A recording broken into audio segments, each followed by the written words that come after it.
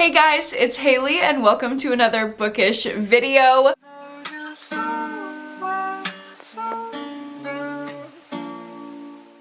Today I'm going to be getting into some creepy kid recommendations. I know we all love a little creepy child. To be quite honest, that is like one of my favorite tropes of all time. So I'm very excited to tell you guys about my top 12 favorite horror and thriller books that feature a creepy little child or multiple creepy little children. If you've never seen a top 12 recommendation from me before, welcome to my favorite type of video to make for you guys, and I think I have a sneaking suspicion y'all's favorite type of video to watch. In this series, I will pick a certain subgenre or trope in the thriller and horror genres and dive in to let you guys know not only a few recommendations that I recommend in that trope, but my actual top 12 books that feature that thing. So obviously in this video, it's creepy kid time. But before we get into the recommendations, I do want to thank the sponsor of today's video, which is Ana Luisa. I absolutely love Ana Luisa jewelry. I wear it every single day. I am wearing it to my wedding. My wedding is in 2 days and I am wearing it at my wedding on my wedding day. Here is one of their newest pieces. This like adorable star with the little clasp like that. I love a clasp like this in the front. It just feels very modern without being too trendy or not dainty enough for me. Like, it just sits so nicely. And then as always, my earscape is pretty much all Ana Luisa at this point. These two right next to each other I literally love, and of course we have the matching one on that side. I love Ana Luisa jewelry. It's so high quality, carbon neutral. I have super sensitive ears especially, and I never get any kind of weirdness in my earrings, even like up here. I never get redness on my neck when I wear Ana Luisa because it's just so high quality, and it's honestly at such a good price, especially if you are looking to get some really meaningful, high quality gifts for the holiday season for your family and friends. I highly recommend Ana Luisa. Actually, for my mom's birthday just this past month in November, I got her some Ana Luisa. Here's a photo of her with her cute little like safety pin earrings and her dainty little chain. She absolutely loved it, and I was so happy that I got to gift it to her. So if you are looking for the perfect Christmas present for anyone in your life, go ahead and check out Ana Luisa down below. They're running some amazing holiday sales, I'm sure. And as always, you can use my code HaileyHughes20 for 20% off. Thank you so much to Ana Luisa for sponsoring this video, and now let's go ahead and get into the recs. Also, I did mention I am getting married in 48 hours. That is why I have a full beat in my casual outfit with messy hair as I'm sitting down to film this. I know it probably looks ridiculous. I did not think about that. I just went to my makeup trial and my makeup artist absolutely slayed. Like, I love my wedding makeup so much, but yeah, that is why I have a full beat on my face right now. In case you were wondering, I usually don't look like this. If you're new to the channel, I usually am toned down quite a bit. Anyway, creepy kids, let's go. One of my very favorites that kind of started the trend for me that I love creepy kid books is The Push by Ashley Audrain. I love this thriller. It is so beautifully written. A lot of times thrillers just feel very fluffy, very throwaway. You're not really reading it for the writing. The Push though, I read for the writing. The writing style is what kept me reading because it was so haunting and enchanting and beautiful, but also terrifying. We are following a mother who does not connect with her baby. She goes through really rough infertility and she thinks she's never gonna have a child. She wishes for one so bad, and when she finally has one, she doesn't connect with her kiddo. Her husband is kind of gaslighting her the entire time, telling her that it's on her, and of course her insecurities as a new mom are coming out and she's thinking it's totally on me. Obviously there's nothing wrong with my kid. But then they have a second kid and she connects with him immediately, so she starts to wonder what the hell was wrong with her first this child that they were unable to connect. And it gets increasingly and increasingly creepy as we figure out what is going on in the mind of this child, or we question our main character's sanity. So quick, such an easy read, but so beautiful and meaningful. The commentary and conversations around infertility and just like being a woman and being a mother in general in this book are amazing, but it doesn't let you down with those heart-wrenching, horrifying scenes with that little girl. Oh my god, it gives me chills just thinking about it. And a book that's very similar to The Push is The Perfect Child by Lucinda Berry. We have another thriller. I think this one is a little bit more graphic and intense when you compare it to The Push, less of like a literary writing style and more of like straightforward, this is horrifying. We are following a guy who works at a hospital. I believe he's like a doctor of some sort, and he sees this horrible case of child abuse come into the hospital. She can't be sent back to where she came from because it was not a good situation for her. So him and his wife are struggling with infertility, and they decide it's fate. They are gonna go ahead and adopt this little girl. Plus, the people at the hospital noticed that she was already bonding with the doctor, so she felt safer going with them than an adoptive family. It just kind of worked out perfectly. They think it's a dream for everybody, but come to find out, Janie has a lot going on that they did not bargain for. And they start to feel tension in the house, specifically between the daughter and the mother. Oh, this little child has it out for the mom. Or is the mom going crazy? We don't know. It's kind of the same trope as The Push, where the husband is a gaslighting asshole and you're mad at him the whole time because you just want him to see what she's going through. An allegory for motherhood? Maybe. But The Perfect Child is just heart-wrenching, horrifying the entire way through. I could not put it down because I could not believe this little girl and what she was up to. The only thing that took away from this book is the ending is so abrupt and it kind of leaves you reeling and wanting more. I did not see the twist coming for the life of me, but I also wasn't satisfied at the end. Lucinda Berry, I think, tried to remedy that. She came out with a follow-up novella called A Welcome Reunion, and I read that this year. I was kind of underwhelmed by it, and it had the same like kind of abrupt ending that the book had. So I don't know, maybe that's just her style, but I wasn't quite vibing with the ending. I do still think it's worth a read though. After all, it made it in the top 12. Let's dip our toes into horror a little bit. We have Spider Sight by Tirza M.M. Hawkins. I absolutely love this book. It's definitely more horror because we have some like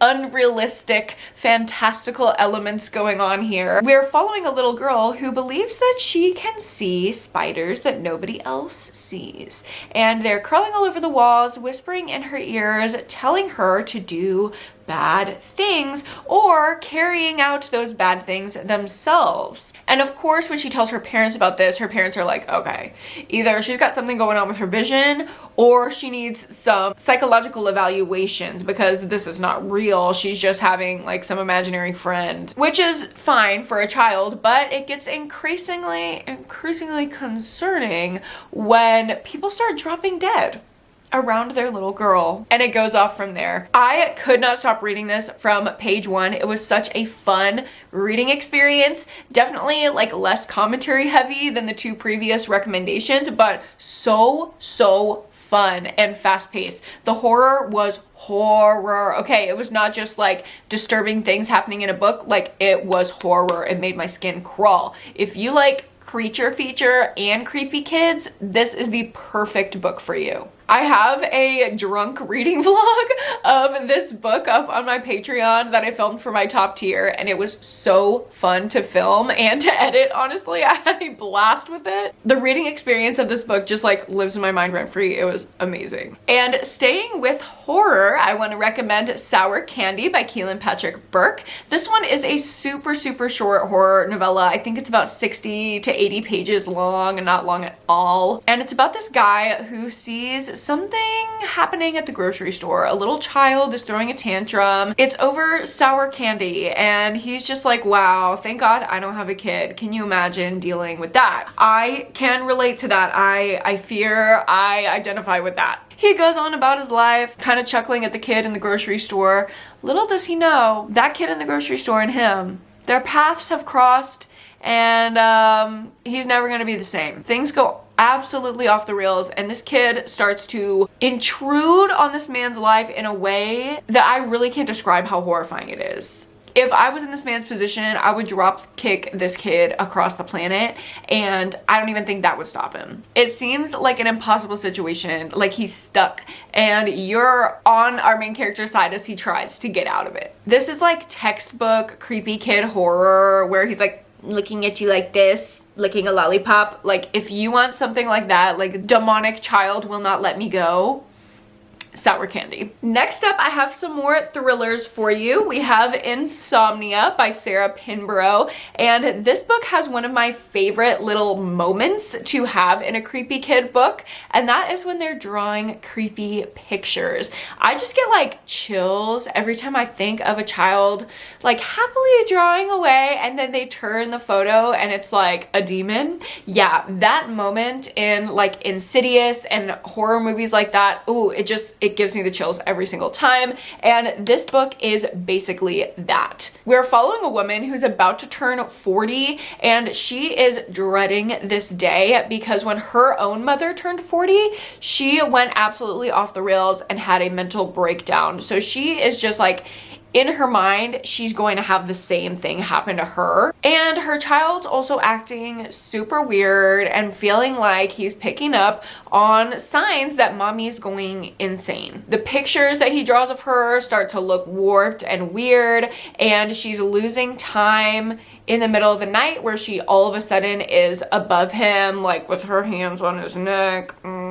So she worries that not only is she a danger to herself, but maybe she's a danger to her child too. And I know this sounds like it's a creepy mom thriller, but really, it's the kid too. They're in it together. So we are trying to figure out what has a hold of this family, because it's generational, and how can they break out of it? We have an unreliable narrator, we have paranoia, we have lots of loss of sleep, as you can probably tell by the title Insomnia, because things happen at night. It's kind of like a Paranormal Activity movie. It's not boring like that, actually. This is very exciting, and I hate the Paranormal Activity movies, but it's kind of like everything's chill during the day, but as soon as it turns to night, things go wrong. Yeah, the feelings of dread and suspense in this book are top notch.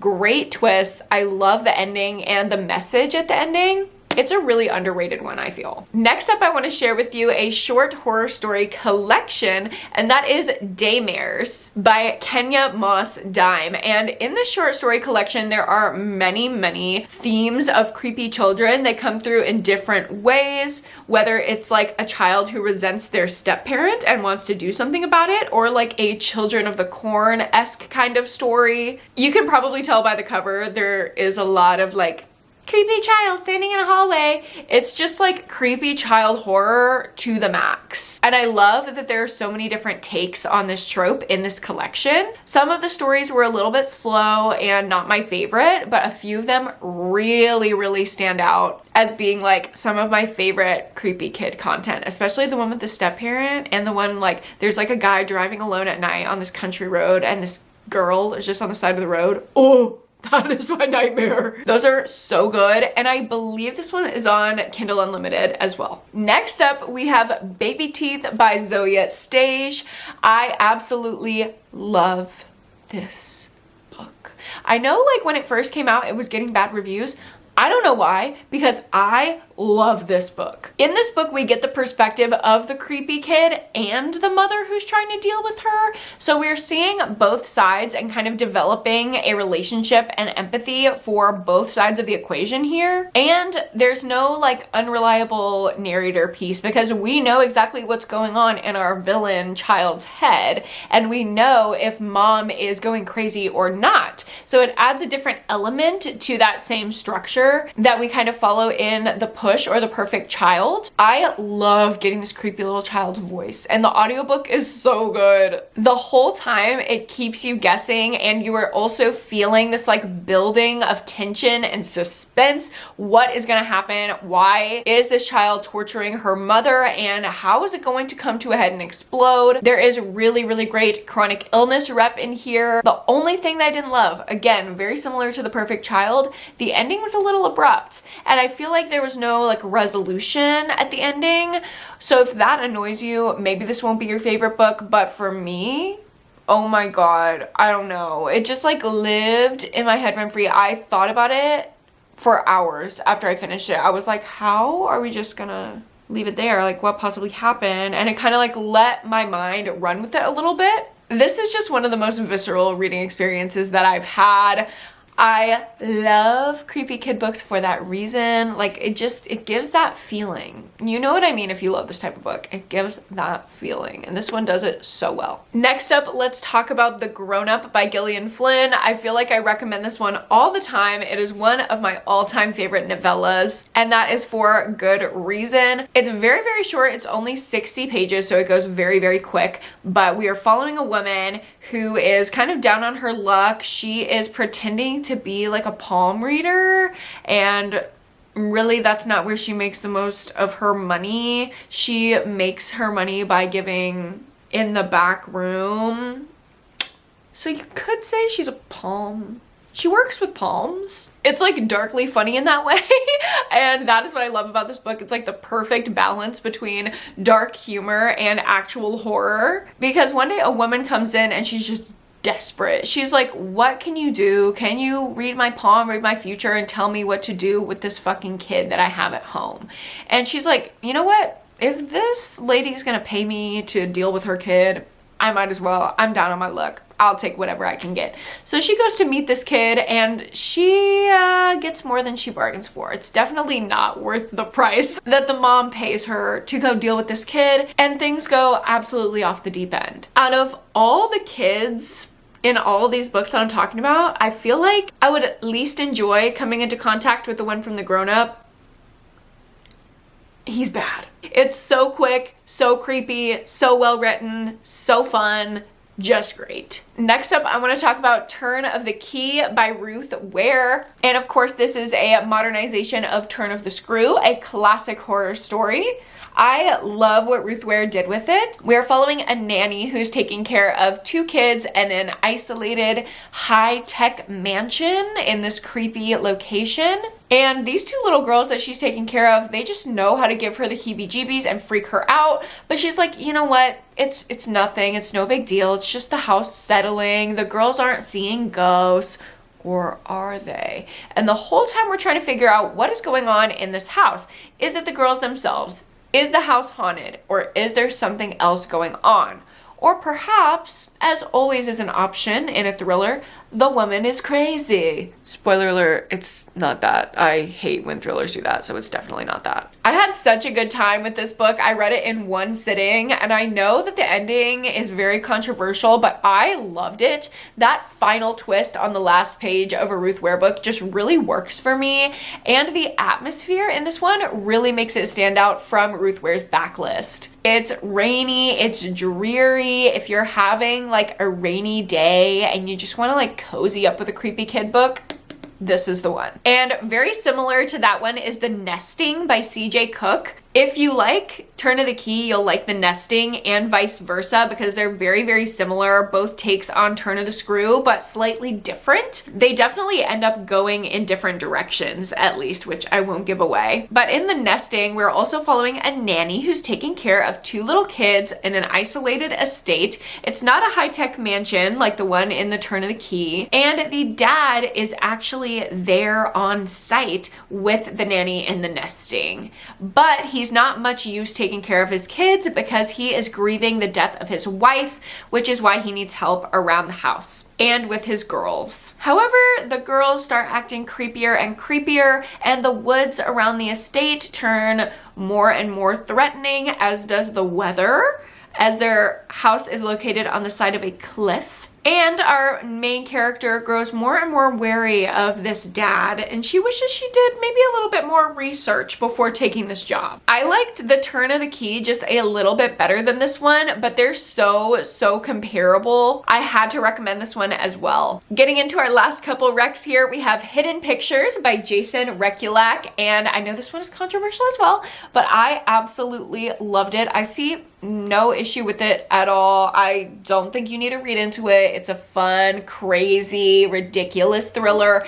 It's not trying to have any commentary, okay? If you read into this, you could definitely end up in a place that's a little concerning. But if you just take it for what it is and its ridiculousness, I think you can really enjoy it. Again, we are following a nanny, but the parents are in the home this time around and they just need somebody to basically watch their kid during the day. She is happy to do it, but this kid starts drawing creepy pictures, specifically creepy pictures that depict scenes that happen in the woods behind the house. She's like, oh, that's funny, like a demon, haha, where does that take place? And he's like, in the backyard.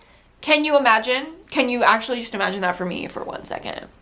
There's probably nothing that scares me more in this world than a child saying something out of pocket. That is the setup for this book, but it goes in a completely wild direction that you will literally never guess. The twist in this book had me in a chokehold.